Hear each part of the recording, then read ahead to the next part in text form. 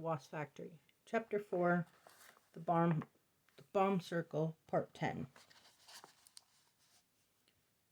So I started to say sorry, then the word turned into a heave. That antisocial part of my brain suddenly thought about the greasy eggs, bacon again, and my stomach geysered. I doubled up, retching and heaving, feeling my guts contract like a balling fist inside me, involuntarily. Alive, like a woman must feel with a kicking child. My throat was rasped with the force of the jet. Jamie caught me as I almost fell over. I stood there like a half-open penknife, splattering the forecourt noisily. Jamie shoved one hand down the back of my cords to keep me from falling on my face and put the other hand onto my forehead, murmuring something. I went on being sick. My stomach started to hurt badly now. My eyes were full of tears, my nose was running, and my whole head felt like a ripe tomato, ready to burst. I fought for breath between heaves, snatching down flecks of vomit and coughing and spewing at the same time. I listened to myself make a horrible noise like Eric going crazy over the phone and hoping that nobody was passing and could see me in such an undignified and weak position. I stopped, felt better, then started again, and felt 10 times worse. I moved to one side with Jamie helping me and went down to my hands and knees on a comparatively clean part of the concrete where the oil stains looked old. I coughed and spluttered and gagged a few times. I fell back into Jamie's arms, bringing my legs up to my chin to ease the ache in my stomach muscles.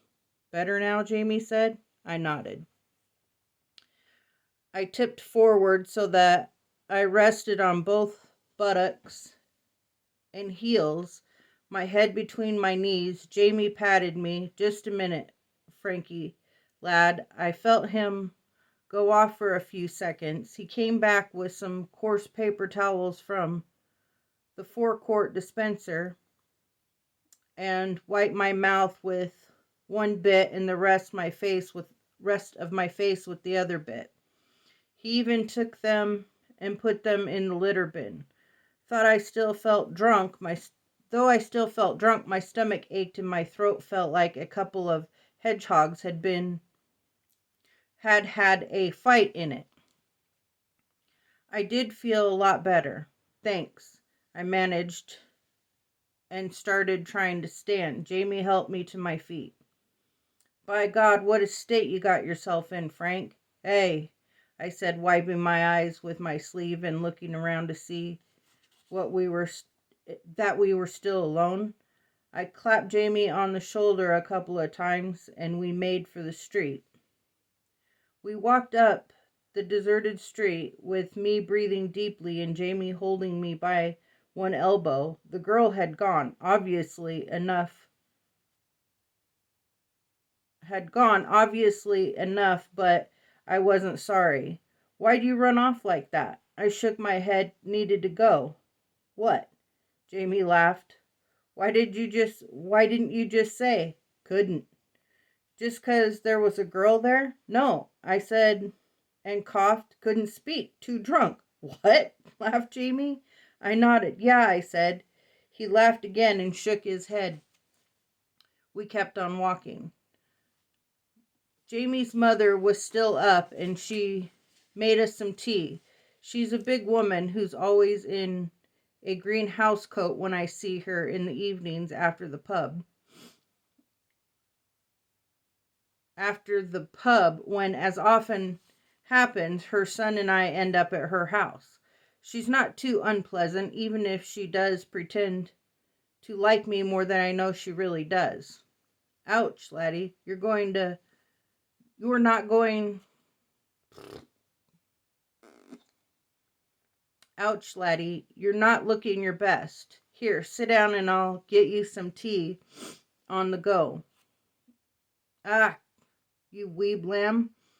I was planted in the chair in the living room of the council house while Jamie hung up our jackets. I could hear him jumping in the hall.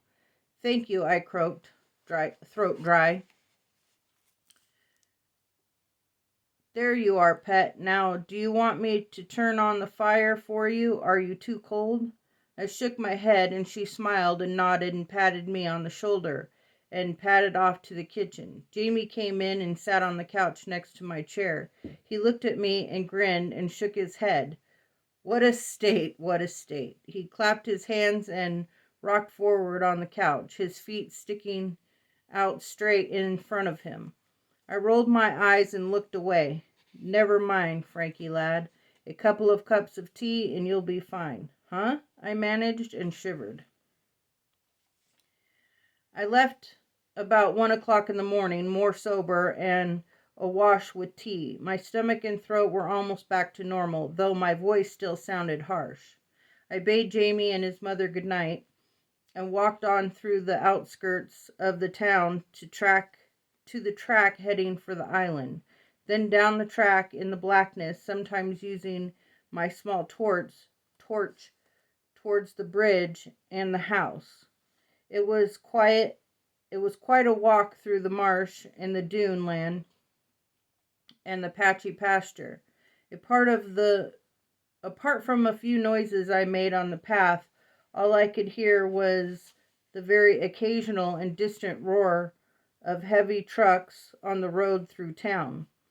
The clouds covered most of the sky, and there was little light from the moon and none ahead of me at all. I remember once, in the middle of the summer 2 years ago, when I was coming down the path in the late dark after a day's walking in the hills beyond the town, I saw in the gathering night strange lights shifting in the air over and far beyond the island. They wavered and moved uncannily, glinting and shifting and burning in a heavy, solid way no thing should in the air. I stood and watched them for a while, training my binoculars on them, seeming now and again in the shifting images of light to discern structures around them. A chill passed through me and my mind raced to reason out what I was seeing. I glanced quickly about the gloom and then back to those distant, utterly silent towers of flickering flame. They hung there in the sky like faces of fire looking down on the island like something waiting. Then it came to me, and I knew. A mirage, a reflection of layers on air out to sea. I was watching the gas flares of oil rigs, maybe hundreds of kilometers away out in the North Sea, looking again at those dim shapes around the flame. They did appear to be rigs, vaguely made out their own gassy glare. I went on my way happily after that, indeed happier than I had been before I had seen the strange apparitions. And it occurred to me that somebody both less logical and less imaginative would have jumped to the conclusion that they had seen what they had seen were UFOs. I got to the island eventually.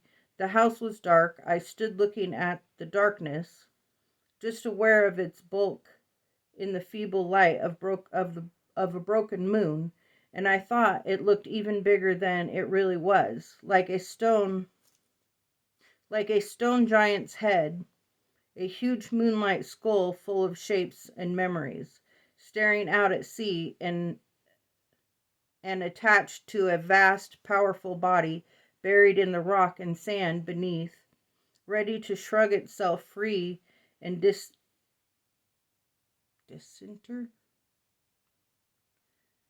disinter itself on some unknowable command or cue. The house stared out to sea, out to the night, and I went into it.